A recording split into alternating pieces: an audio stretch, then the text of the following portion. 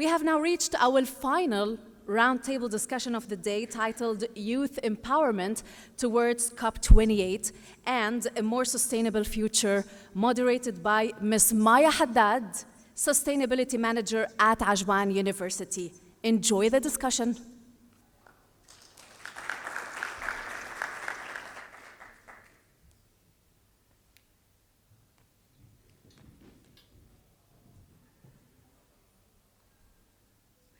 Thank you, Laura, for the introduction. Well, I'm really happy to see such an enthusiastic crowd. After a long day, you really lasted until the last session. Thank you so much. Yes, you deserve an applause. Well, this session is very dear to my heart because I have attended COP27 and I've seen the youth involvement in COP27. Every single volunteer, everywhere, was a student. And I was really impressed, and I wish to see the same concept applied in COP28, and that's why we are here. We are promoting youth empowerment and involvement in sustainability and COP28. Without further ado, I would like to invite our distinguished panelists to the stage. Mr. Rabia Al-Khokhash, the Chief Operating Officer of Ajman University.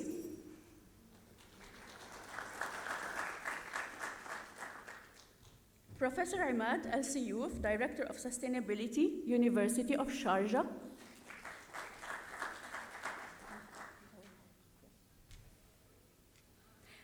Ms. Emily Stott, who is joining us remotely from the University of Oxford. Ms. Emily is a research coordinator for the Nature Positive Universities with the United Nations Environment Program at the University of Oxford. Hi, Emily. Ms. Hind Al-Hawaidi, Managing Director of Bi'a Education.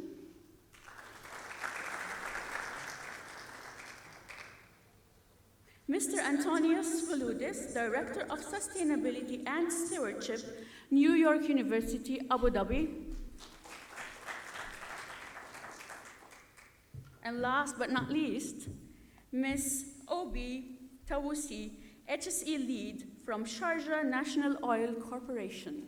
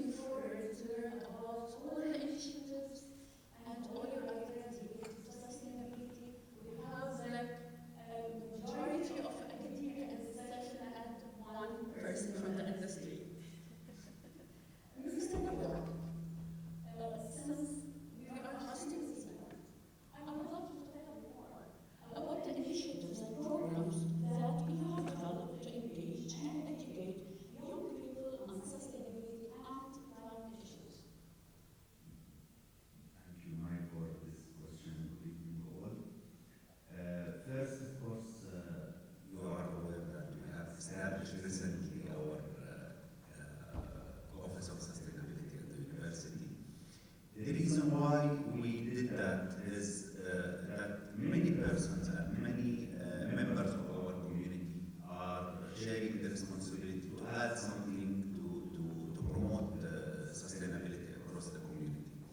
Finally, we ended up having many efforts that should be coordinated between all these different units in the university and different community members.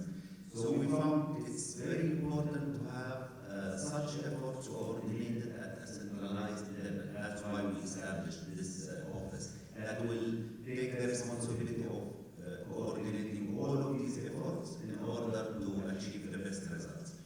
At the beginning, at the very early stages, when we started promoting the sustainability across the community, had to organize many campaigns and awareness sessions for our community members in order to educate them about the importance of sustainability. We had to engage our students in all of these activities. Finally, they have to be aware why this is important, why we are doing this, so we can better contribute to improving this concept. Now, all our stakeholders are also involved in such activities. We had developed so many policies in order to promote such efforts.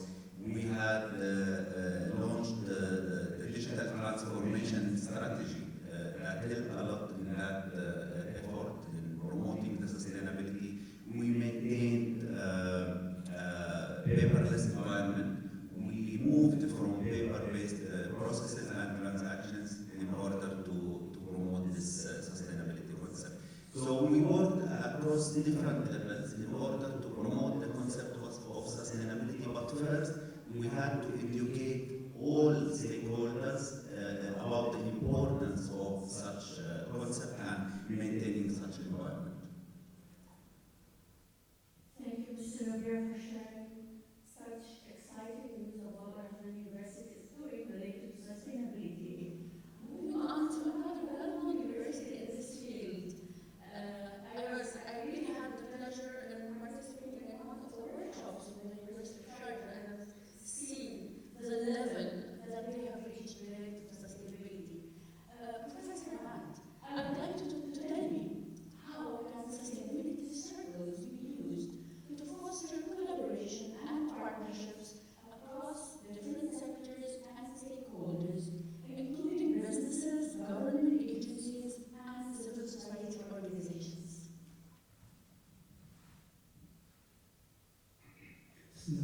Assalamu alaikum. First, I would like to thank Ajman University for giving me this opportunity to speak about a hot topic, sustainability, and how we can work together to achieve these results, inshallah. Actually, as you know, this is the year of sustainability in the country, and we are hosting COP28.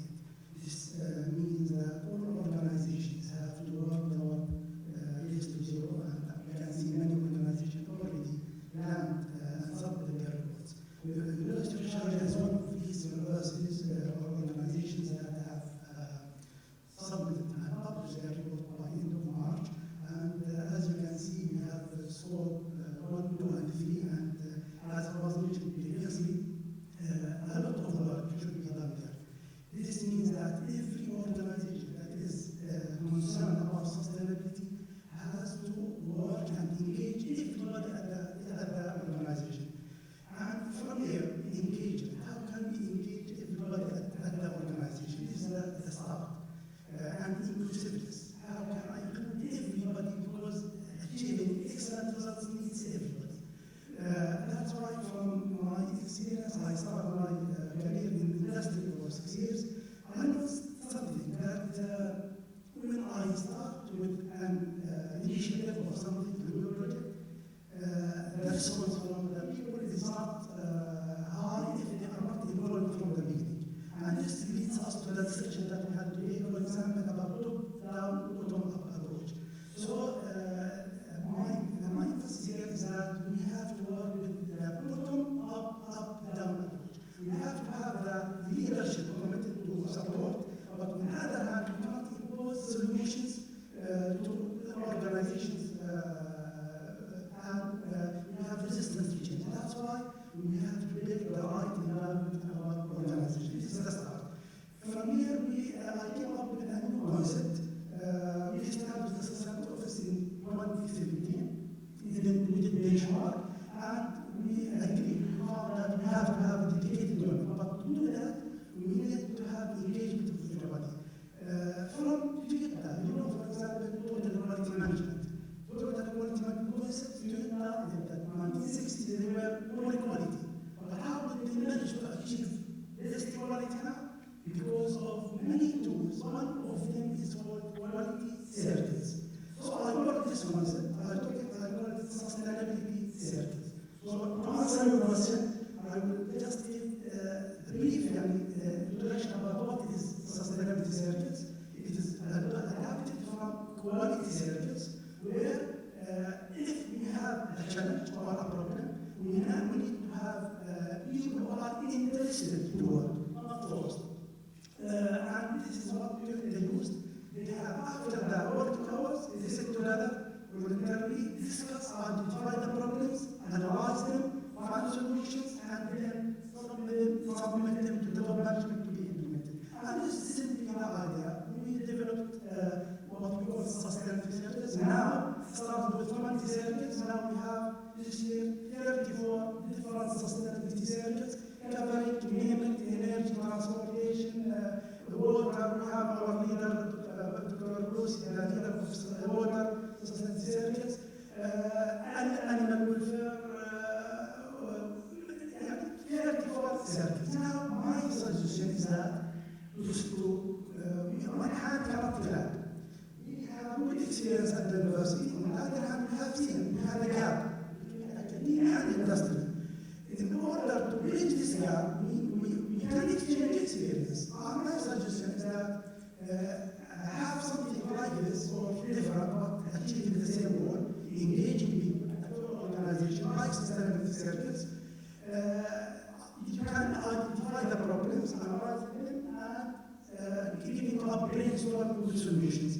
Now, these solutions, these are problems because we need investment, we need technical solutions, but we can share our knowledge and experience. So, for example, today we have seen universities, we are good in research, we are good in introducing new technology, we have seen examples of this, but industry don't have the time for this. We can collaborate.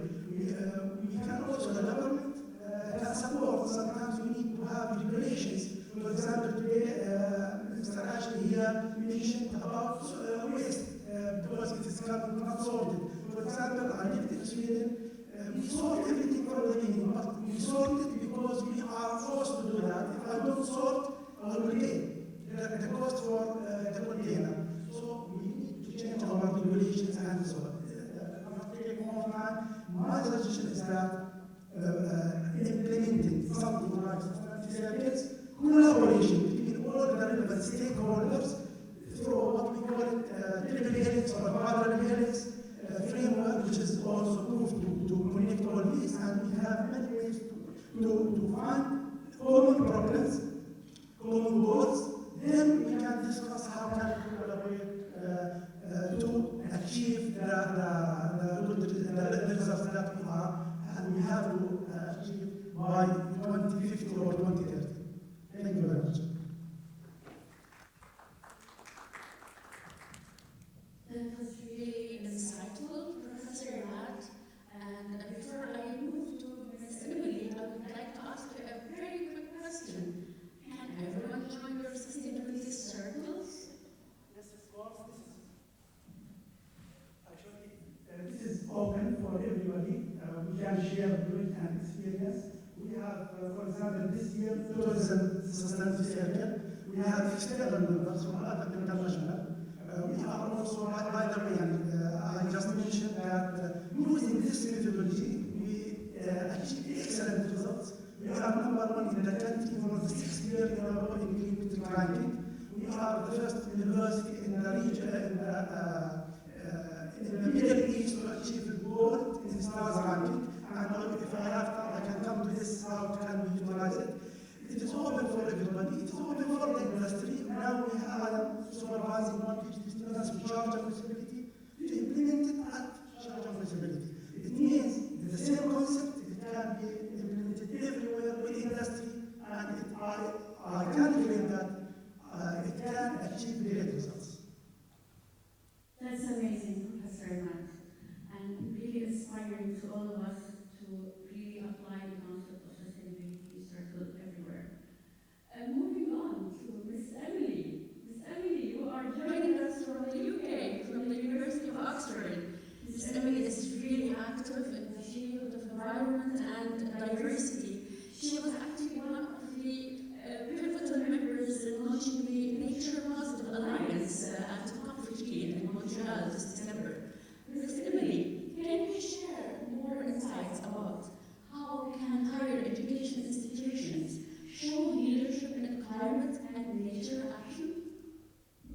Assalamu alaikum. Hello, everybody. So I'd like to invite universities to lead by example and to walk the talk, or get their own house in order, as we say in the UK, by addressing their own impacts on the climate and nature. It's nice to follow from Professor Imad, who mentioned the race to zero. So I feel like there's a huge opportunity here for leadership, for universities to take the role by addressing their own impacts, to demonstrate to our staff, our students, and all of the communities we interact with the rapid decarbonisation that all sectors must achieve. We're seeing currently news coming from India and Europe of just heat waves that we haven't seen before in April. And like, what does that mean for the summer? We've got to somehow, as universities, be at the sort of front of thinking, use our bright minds to put across the urgency that we need to respond to, and really see our students as stakeholders who will inherit this world that we are creating. So many universities have already signed up to Race to Zero, and will be focusing on efficiency to cut their carbon emissions and invest in renewables.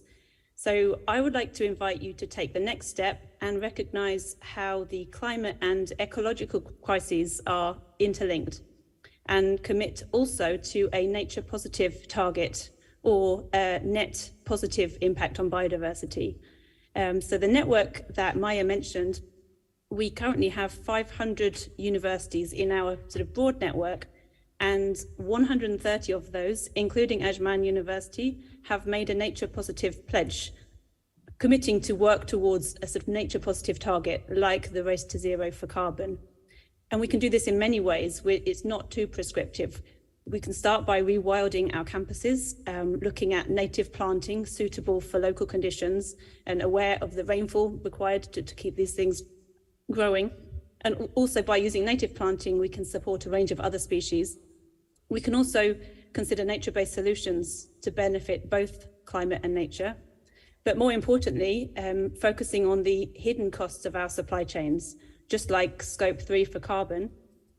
We found at University of Oxford, when we looked at our operations, we looked at the activities and did quite a detailed study looking at all of the things that the university does, from the paper we buy, the IT equipment we use, the food that we consume on campus, the travel that we take, even the cloud computers needed to replace the paper that we're cutting paper use. We can see this as our biodiversity footprint, and this kind of accounting is similar to carbon accounting. We've published this sort of in a Nature paper, and it's publicly available, these methods. And I think it provides a great opportunity to train our students by engaging them in the results, to sort of see their university publicly and transparently reporting their impacts and making a plan of how to get to a positive overall impact. And these are the kind of green skills that I believe our students need for the future.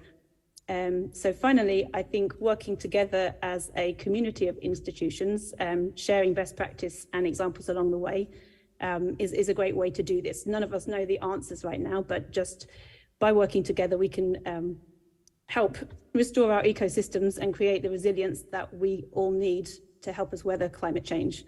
So if you are part of a university, we invite senior management to make a nature positive pledge.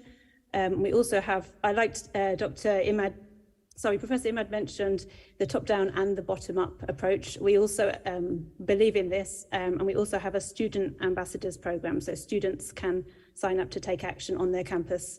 And often it's students calling for more ambitious action, which is, recognizing that these are the ones living this world we're creating. So yeah, I just welcome you to join us at Nature Positive Universities. Thank you.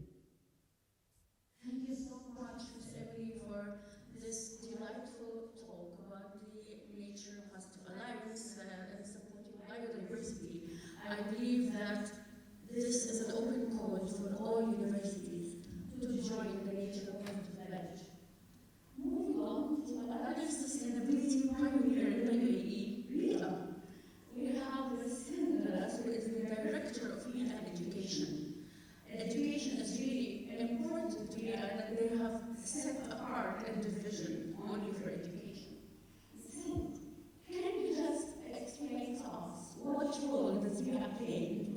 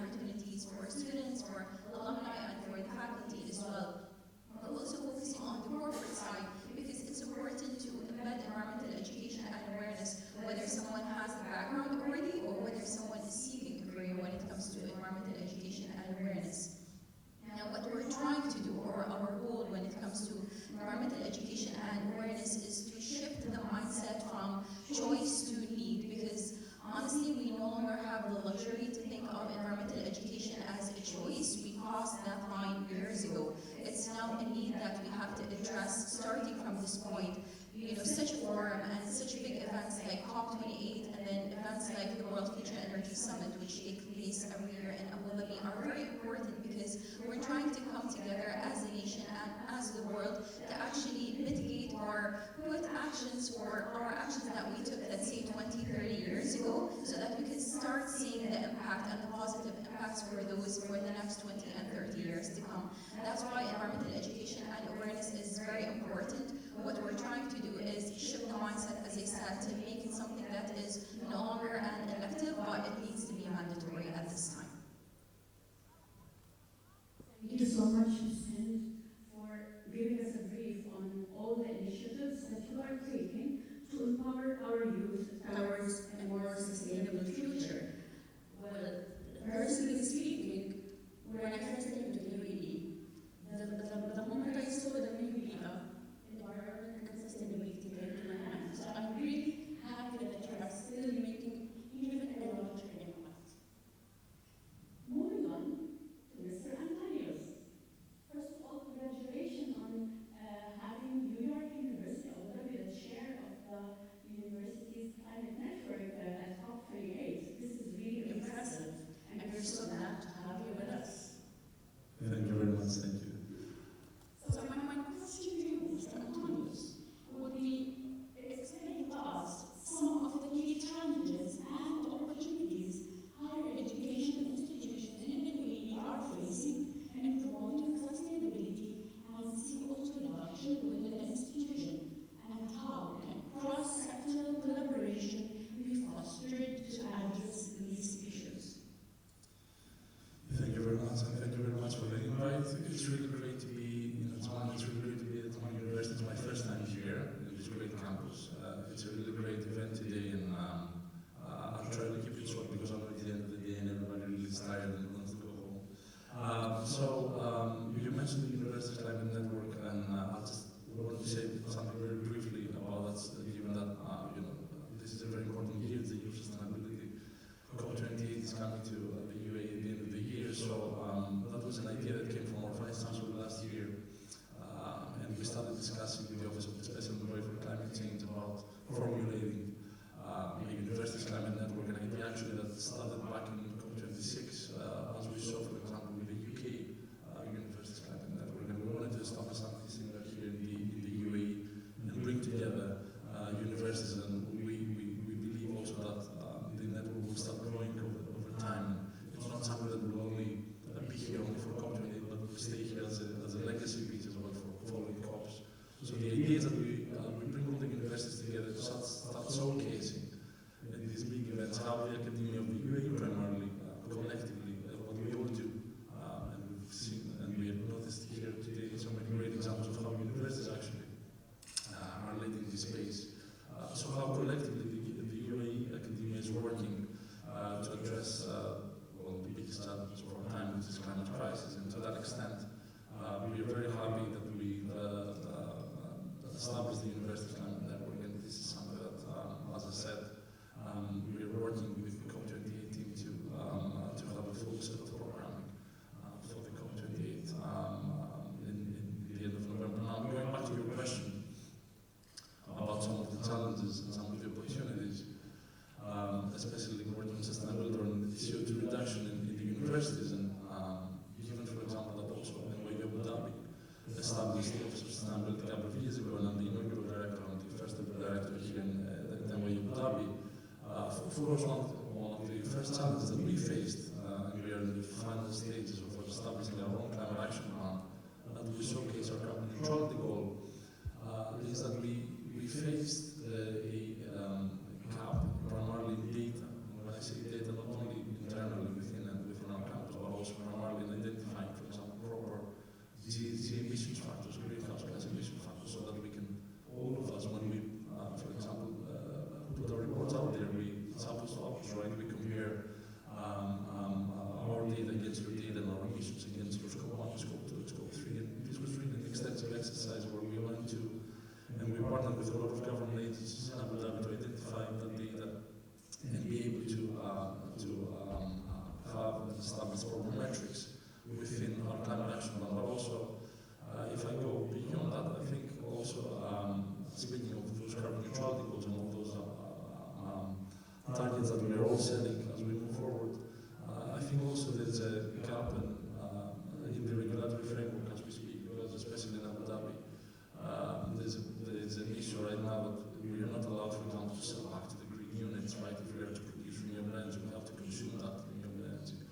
And this is something that we really would like to change, and we'd like to see a change in that, because if we are to achieve those carbon neutrality goals, if we are to go towards that journey, we really also have to contribute towards renewable energy. And we would like also, for example, as an Abu Dhabi of the coming years, to be able to, not only on-site, but also off-site, to be able to build some big systems that contribute to that problem, to contribute towards the carbon neutrality goal. So from that perspective, these are some of the high-level challenges we see, but the opportunities are numerous, right? There are so many government initiatives we see that throughout the day. I don't have to speak about the net zero now, the net zero initiatives of the country, the net zero 2050 initiatives, and so on. So to us, there are so many opportunities to work with the government agencies, to work with the private sector, to work with NGOs. We spoke in the previous panel a lot, the other panelists spoke a lot about the internships. I think this is a key tool, especially empowering the youth. We're trying as well a lot by partnering with the local government agencies to promote sustainability initiatives across our student population, and this is one of the key opportunities that we see, so that again we can prepare a lot of the leaders of tomorrow. And this is beyond what we do to walk the talk, which is extremely important. I think our focus should be also to prepare young students, to prepare the young generation, to prepare our students to go there and contribute to that bigger climate crisis that we're facing. So, Mr. Antonius, that was really insightful. And what you said about carbon data difficulties, I think by collaborating with all universities and benefiting from the experiences and benchmarking against each other, we can support each other in overcoming this. And that the university climate network can also contribute to that segment as well. We can all come together towards this common goal. That is an amazing idea, and I think this week would be one of the highlights of COP28. Moving on to Ms. Sophie. Sorry to make you wait all this long, but this is a really interesting panel, and I'm sure that you, as the only industry expert in this panel, you will really identify the gaps between academia and industry in this regard. Ms. Sophie, my question for you is the following. How can youth-led initiatives and movements contribute to the goals of COP28 and promote a more sustainable future? Thank you, Maya. Happens to be the last speaker. But let's save the best for the last. Yes, the question is in two phases. I think the first phase has been really addressed from each of the panel discussion on how youth could support the COP, and I think from the research we've had in UAE, there are youth-led initiatives. I think one of them was just approved a few days back in April 5th. So yes, I see the COP28 trying to see how the youth could be part of the decision making. They've also even assigned a youth among the decision makers, because I think that initiative must have come into play, because we see that the youths that will come up now from the universities, even if they go into the industries as sustainability engineers, they don't have decision-making strategies at that time. So they still have to get authorization from supervisors who are not sustainably in an understanding, which is more of the cost-benefit analysis over sustainability. So I think having the youth in decision-making, having them understand or develop to have the skills required for decision-making. Yes, they could be beginners in the entities, but a level of decision-making with a good justification for a change would help with having the youth-led initiatives in industries towards the co-op itself. And I know globally, there are case studies from Europe, a lot of the youth-led initiatives that has really been productive and positive. But one thing I find as a challenge is this phrase they call the greenwashing. I think what happens, I'll give you an example. I was in an exhibition and I'm an HSC scientist, not an engineer. Okay. So I was looking forward to a sustainable initiative that I could adopt in my industry. And I went to the stand of a company, I will mention the name, and I saw sustainable solutions. And I went to approach and tell, what kind of solutions do you have? And I was surprised when he told me, no, that's just for attracting customers. We don't really do anything on it. It was bizarre. I felt really demoralized. We need initiatives. We need solutions that work.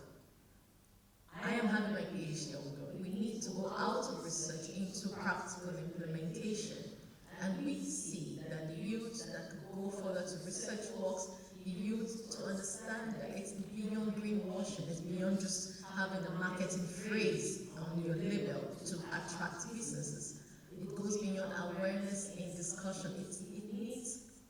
We need the youth to understand, to own up to the fact that a change is needed, a transition is needed, beyond just talking about it. A transition that works towards change of lifestyle.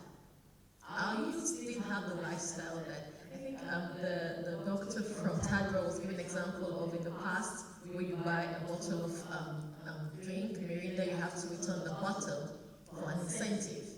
So they do have an experience that was morally responsible of managing, because then they didn't have the luxury that we do have now. Now the youth we have were born into luxury. There's a fast pace of fashion, fast pace of changes and trend, which they struggle to meet up with. So having the youth lead initiatives that are from the heart and not for business initiatives or business advocacy would be a good one from the youth. So we're going to we're hoping that the youth understand beyond the awareness talk as not just a talk or a reality that needs a change from their in-houses where no one sees them, and bring it out with a skill to give the right decisions and stand for it with the justification that what you're saying is the right thing to be done in entities, towards school, or wherever they find themselves. Beyond the lifestyle, the change is required and they have to take it to heart. Thank you.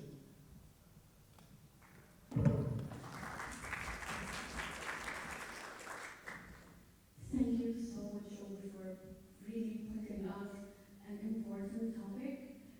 Involvement of the youth at a very young age is essential, and I believe that now we are seeing a lot of initiatives and conferences that are led by youth. For example, We have the L-Coin coming up, which is managed by the UN, and it's completely managed by the youth. So it's really refreshing to see all of these coming to the UAE on the year of sustainability. Moving on to Mr. Rabia.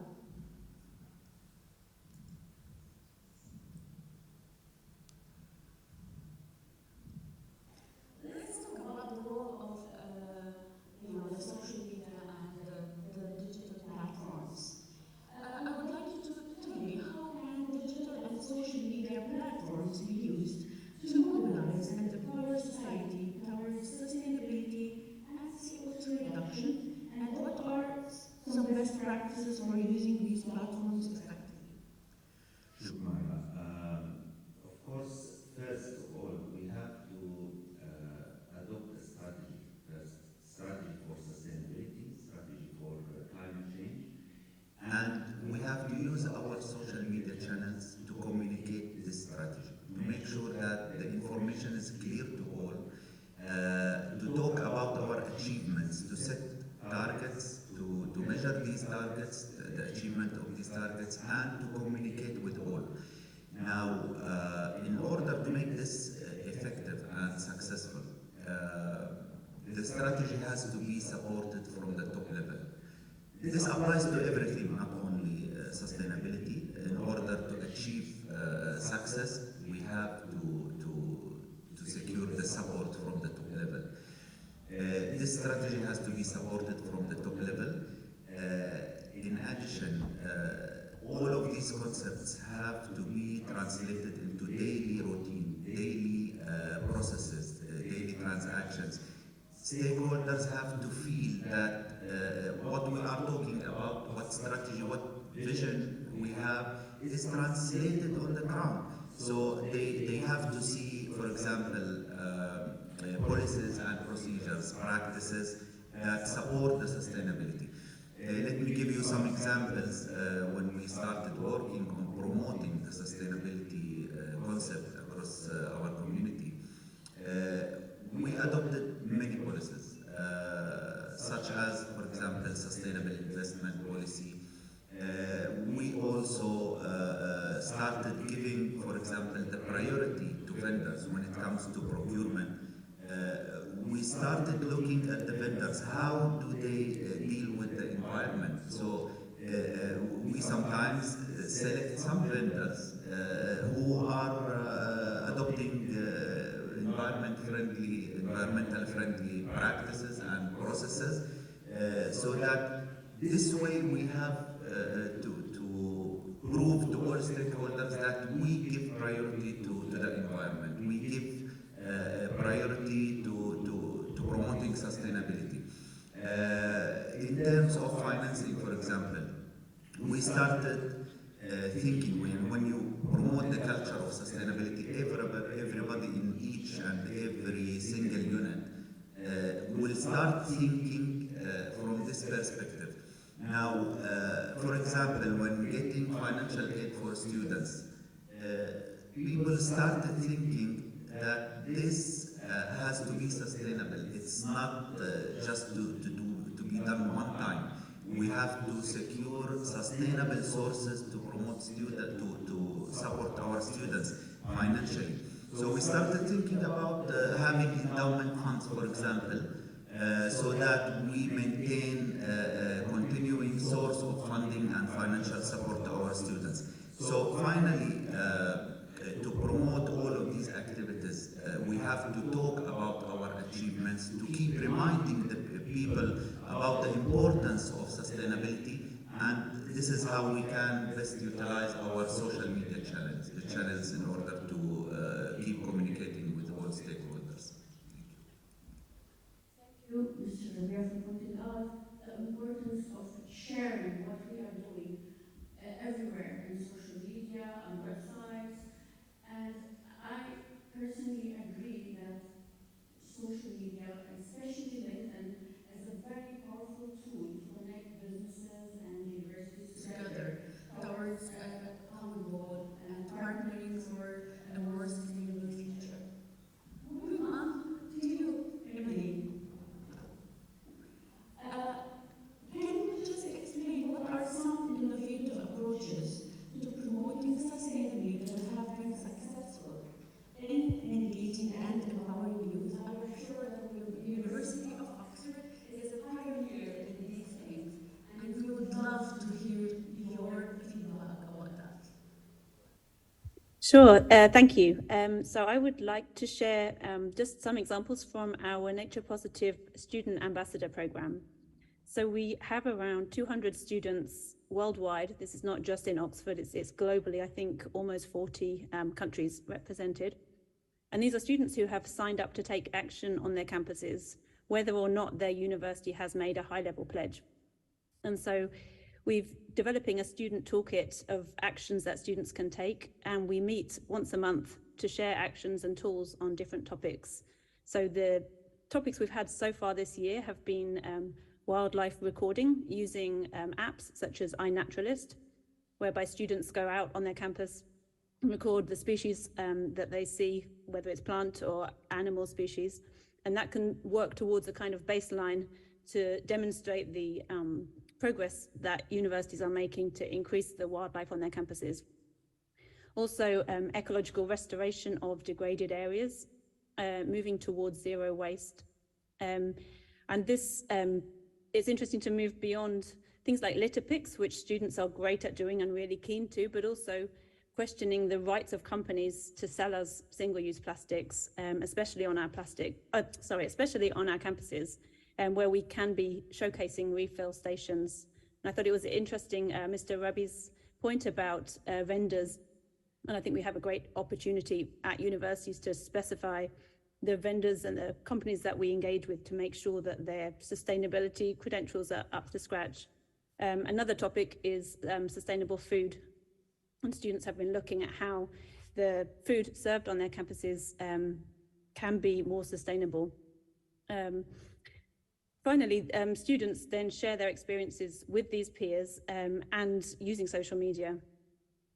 And also, it's been really useful for especially students in North America or in Europe to hear firsthand from students who are on the sort of front lines of climate change, experiencing flooding or heat waves. It really brings it to life to have those actual stories from their peers in that experience. And while our program is not youth-led exactly, we're trying to empower students and integrate their perspectives and their activities into the university systems. I'd just like to share one other example from University of British Columbia in Vancouver, who is one of the universities we are working with. There, a cohort of students have just completed an analysis, again focusing on food and looking at the biodiversity impacts of the food served in their canteens.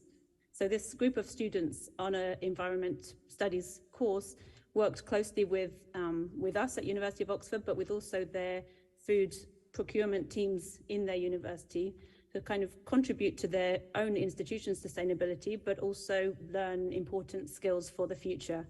So I guess the methodology they used was similar to as we're using carbon accounting. So the first step was to collect the procurement data where it was available on which food was being purchased, to then convert that into environmental impacts using life cycle analysis. Finally, they did another step which turned it into an estimate of the impact on biodiversity. So they could see, for example, meat on their campus had a disproportionate effect on nature, on ecosystems, especially relating to the land use change associated with that meat and the special impacts on deforestation. And so I've seen just a slightly tangential point related to that. I'm seeing youth groups calling for 50% of food that's going to be served at COP28 to be plant-based. And I think this would be a great step where leadership could be shown, recognizing those sort of hidden impacts associated with food, which affects both climate and the ecological crises, especially with deforestation. So I think that would be a great way for UAE to show leadership at this important event. Thank you. Thank you so much, Emily. That was really helpful. It's essential to involve students in a lot of activities, and we can definitely learn from your experience. Moving on to Professor Ahmad. Professor Ahmad, now we are focusing a bit on the academic side of sustainability. I know you combine both the academic and the administrative side, since you are managing the office and you also teach. Can you just explain how can universities and educational institutions better incorporate sustainability and climate action into their curriculums and programs? Thank you very much, Ms. Maya. Actually, it's, as was mentioned today, one of the most important goals of universities is to prepare our students to be the leaders in the future, providing them with the skills that they need, with the hands-on experience. And it was mentioned frankly today that our students are lacking these skills. That's why I think the role of the university is to lead all these sustainability, we call them knowledge and practices in our curriculum. For example, to do that, as you know, if you don't measure it, you don't know it. To follow up on this in a systematic way, we follow the continuous improvement process, which we teach in industrial engineering.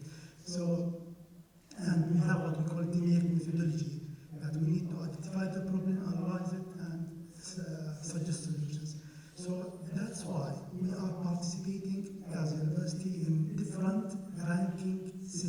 for sustainability, like green metric and stars and times higher education. All these systems provide us with different perspectives of certain KPIs. And that's why once we measure our KPI, then we, through the sustainability circles, we analyze the gap and find solutions. For example, I will take education. The education, one of the KPIs is to offer more sustainability courses. So before 3 years, our ratio was about 15%. This year, it is about 20%. So we achieved the highest in the scale. And we inshallah, we will develop it further and more. To do that, we have two types of courses. One of them, we call it focused, it means sustainability, pure sustainability, and another one, inclusive. And in this case, we need, again, to improve the awareness. I will give you another example. Which college at our university has the highest courses in sustainability? Yes. It was, but now it is Sharia. Yes. As it was mentioned today, most people think it is environmental, it is engineering. No, we have social, we have economy, we have all disciplines. It is interdisciplinary. It is just a matter of awareness. What we did, we have this circle, we have a leader and a committee. They just have a workshop with, let's say, the deans and the staff and faculty. Explain to them what is sustainability in Sharia. They don't know Sharia. Once they knew sustainability in Arabic, then they managed to match their courses to sustainability, and we call it this inclusive. It is not pure, because we have two types of courses, focused and inclusive. It means you need just to have a project, a task, an assignment on sustainability. And this year, also we introduced in the compulsory courses sustainability. And we have students from Sharia organized a workshop for sustainability, as you can see. So it is just a matter of raising the awareness. That's why another important issue, which is we have to measure our sustainability awareness at the university. That's why in 2018 we conducted through single design projects. This is another method, and we use the students to search and implement sustainability in their projects, graduation projects, to measure, for example, sustainability. We distributed a survey, we measured sustainability awareness, and then we identified which colleges we have to work with, and we had a plan following DMIAC methodology, Six Sigma, to improve. And frankly speaking, one of the worst colleges in sustainability in 2018, now it is one of the best colleges in sustainability, because we are continuously improving, and this is a non-ending process. We have always to keep. So in addition to this, implementing the sustainability, let's say, concept, we are engaging students into hands-on experience. For example, we have a project which we call it Sustainability Garden, where we have community farming, we have greenhouse, we are composting, planting, we selling food to co-op. So we are closing the loop. We are converting waste to food, and so on. So and we have many examples, but the most important thing is we need our students to implement what they learn on sustainability on our university.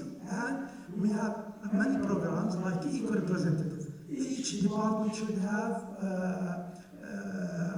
two students, male and female, representing the sustainability, and we have sustainability clubs at the university level, and so on. We have many things to share, but I mean, the most important thing is that we need to measure. And I'm very glad to hear that they are working in a proactive way with the kindergarten level. Because according to studies in Australia's paper, which says that by introducing our sustainability concepts to our children that phase, they will be, we have that interest. We create the interest in them and the commitment. Then, because one of the challenges that we are facing at the university is the involvement of the students. They come to us, they don't know anything about sustainability, and it would be too late to change their mind. But working in a proactive way, this is in which 10 years. So your results did not reach university yet, but in the future it is promising. Thank you very much. I know it is end of the day, but Thank you so much, Professor Matt. That was really insightful, and I particularly like the idea of not only teaching students theory, but moving it also into hands-on experience. So it's really impressive that you have reached this level. A living laboratory, that's really amazing. Ms. Hind, you are definitely preparing to participate in a big way in COP28. So I would like you to really give us a hint about your biggest achievements in preparing the youth for active involvement in COP28. It was brought up a lot today that there is this gap between academia and then industry, which is something that everyone is talking about. And this is one of the biggest challenges that we try to address with a lot of the programs that we are launching. That's why one of our newly developed programs, which is called the Young Pioneers for Sustainability, is focusing mainly on that aspect, which is preparing the youth for COP28 and beyond. So this is fundamental because, as Mr.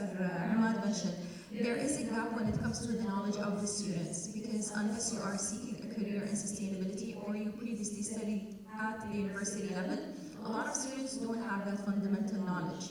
I participated in a panel a few months ago at the university. I won't mention names, but then we were talking about circular economy, and we asked the students if they know the concept and the meaning of circular economy, and nobody was able to answer that question, which is surprising in this day and age, because you would think that everyone knows the fundamental concepts that they need to know, but they didn't. And this is what we're trying to address here. So this program is specifically for high school students, grade 12 students. We are focusing on four main topics, which are circular economy, climate change, the UN SDGs, and then ecological footprint. And we got the expert matters from different industries, the Environment Agency Abu Dhabi, the UN participated, so it's a video delivery method, it's all digital, so the students would have to partake this program, watch the entire video, a quiz, pass it fully, and then get a graduation certificate from BIA, and we're also working very closely with the Ministry of Education to mandate it, because we've gone way above and beyond, from the point of saying this needs to be mandatory, it doesn't need to be elective anymore. Because as we keep saying, like, unless you studied it, unless you're seeking that career in sustainability, you won't understand the fundamental knowledge. I'm a proud graduate of the University of Georgia. I actually studied environmental health sciences, so unless you have that knowledge, a lot of students would still not understand the concepts. If we need the youth to be prepared for COP28, we need to equip them with the knowledge to understand the fundamental concepts. And this is what this program will be achieving. This is really amazing. This is really amazing, and I think you are really doing a great job in bridging the gap that youth needs in education about sustainability and COP28 preparedness. Moving on, Mr. Antonius.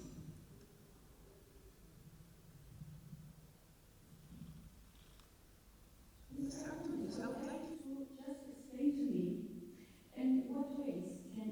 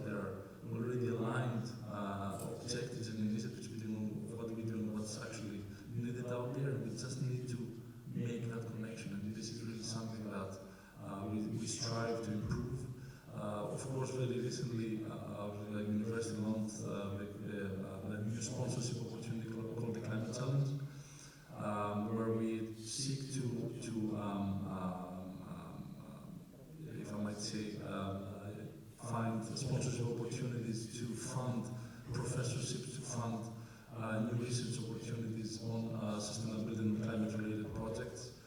This is another way in which we're trying to attract and boost, if I might say, funding and investment opportunities in research in relation to climate. But also it's important for us, and we're working very close with the student population and a lot of youth-led activities. And if I might give one example, which is entirely student-led, it's the World Student Energy Summit, which is coming to Abu Dhabi. It's entirely student-led. It's happening every 2 years in different cities. Now it's coming to Abu Dhabi. It's the biggest and the largest event around the globe on youth in relation to energy. And it's actually happening at the same time with COP. And actually that was another connection that we made back in the day, because I'm sitting in the advisory board of the Student Energy Summit, and now it's going to be also hosted partially at COP and partially also at Abu Dhabi. It's going to be under the umbrella of the Office of the Space Envoy for Climate. So these are opportunities that we're trying to leverage from, and these are ways in which we're trying, first of all, again, as I mentioned, to bridge the gap between applied research, but also in the needs of the private sector and the government of Abu Dhabi, but also in the federal level, but also how we can work as well with the youth, how we can work with the students, and how we can empower them. This is a critical part. We are working very closely. Just to give you another example, the other day came to my mind a new idea for something called the Hollywood Climate Summit, which is looking into the whole concept of the climate crisis through the lens of Hollywood per se, which is from a script perspective, how we can write more movies, how we can go into the whole business of writing more, for example, series and shows, whatever that may be, that have a concept or a flavor around climate. So this is something as well that we are start working with the students. So these are really, and I'll stop there, keep talking for hours, but this is just some of the examples of how we can try and how we're trying to work on those two key segments, if I answer your question. Thank you so much, Mr. Antonius. You've answered my question and much more. And I would like to say that I'm following the news of the World Student Energy Summit, and I'm impressed to know that it's a youth-led initiative. I thought adults were managing it. I'm just helping them whenever they need my help. I'm not doing anything. I'm I'm just I have none of him. I'm just there to facilitate and help them out. That's really delightful to know. Moving on to Ms. Obi.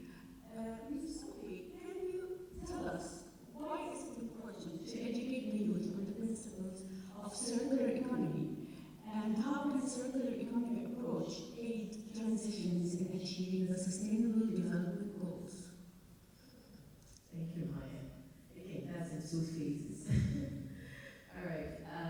I could see even a speaker from VIA, you already have that in your curriculum, so that's very interesting. I know I first bumped into the phrase circular economy when I went through LS Mark Otter's foundation. That was 2 years ago. And I was thrilled with the concept about having the linear economy change to a circular pattern and having the credit to grave approach in life itself. And they are giving some examples. So I think that the youths could be able to learn a different lifestyle, which they probably weren't used to. A lifestyle that would enable them to understand that having a gadget in your hands has a life cycle approach. There is something, and there's a resource that was used, and if not used wisely, there will be a waste generated with an impact. So they individually will have a carbon footprint in their lifestyle. So I see the circular economy now, the UAE has adopted same policy, but having illustrative examples of how they understand that the life, even the cars they use, the items they use could be actually repaired and maintained to have its value over trashing it because you have the fund to replace it. That would enable them to make right decisions. So having such curriculum would aid in decision making and be able to make them better and sustainable leaders in the future. So having this initiative addressed also in the core might be focused on I think they have just about 5 or 6 approaches, the circular economy approach, but it cuts across consuming. So I've seen in the ND sustainability report, the last that was prepared from the UAE 2022, I think that was in December, they have a challenge with consumption. There was a question that was addressed, that was asked this afternoon. I didn't get a clear answer to that. How do we drive to reduce consumption? This is the simple economics. The more you ask, the more resources will be needed. The more the society keeps striving to get so much and they don't waste back to the earth, there will be a need for extraction. Yes, most of the waste are out there, but not just few percent of them are actually reused into energy or actually brought back into the industries when taken out by the consumers. So we expect the circular economy to be able to drive the understanding of reducing consumption. And that's only going to be society-driven, trust me. This will not be an industry-driven solution. The society, the individuals, the youth itself, even individuals, adults, families, we have to understand that our consumption has to reduce. What we are wanting from the earth is not what we need. We are wanting more than what the earth can give to us. Yes, we're aiming not to go back to the earth to extract, we're aiming to reuse that which has been extracted and let it circulate and stay in the economy as much as possible. However, that solution is still in the beginning phase. We are still struggling with it. So we need the society help, we need the youth help to reduce the demand on what they need and the waste which is generated. I think that's what circular economy calls around.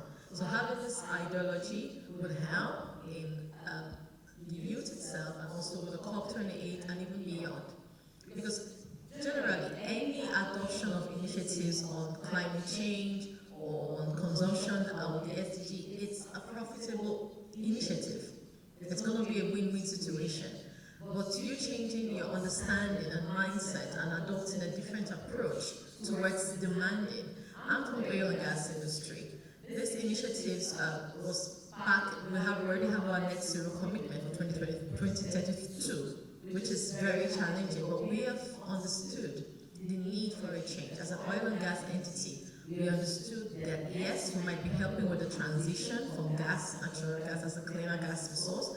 However, once the demand and population growth increases, the demand from the population, the demand from the society increases, the energy mix we have might not be able to support what the society is, and you go into another energy crisis, which is not a plan for. So the consumption value of 40%, what strategies do we have out there? It's a big vague, it's not clear enough. Policies is not going to change that. This is individual perception at their homes, at their lifestyle. That's why we're driving. Ask us for less gas, we definitely will extract less. When you ask for more, if we don't give you more, you can't survive it. So it's both ways we have to work together to reduce the demand and hopefully we achieve the transition to a better society. Not net zero 2050, that's too far away, but a society or an environment that looks towards the 1.5 degree 2030, that's closer than 2050 of interest. Thank you.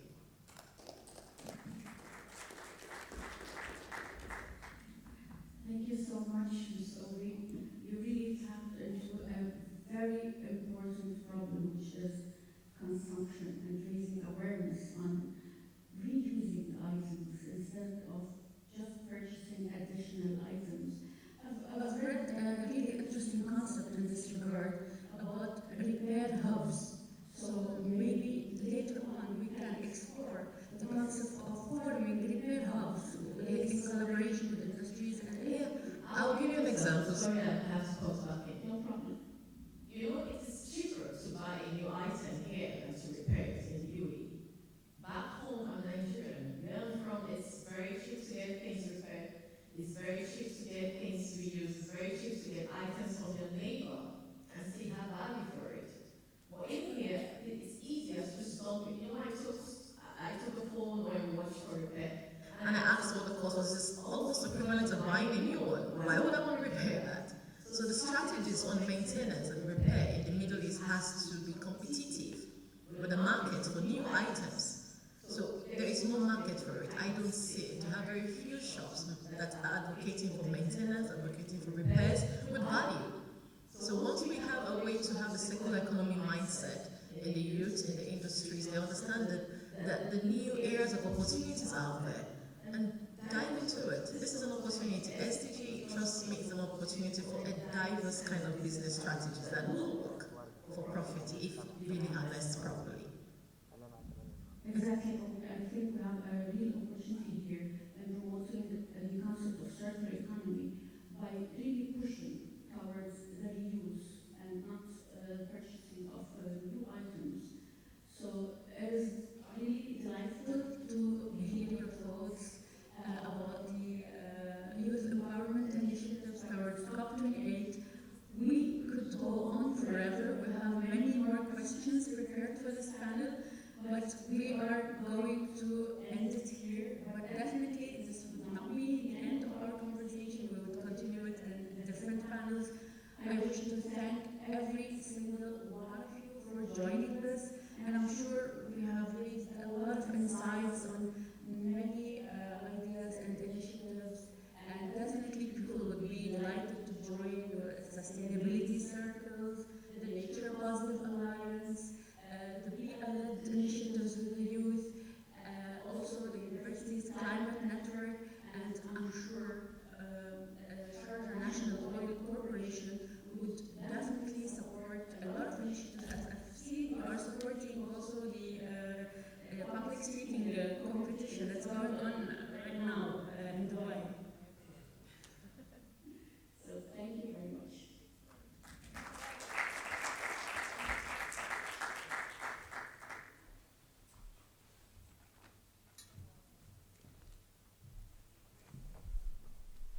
Thank you so much, Emily. Thank you.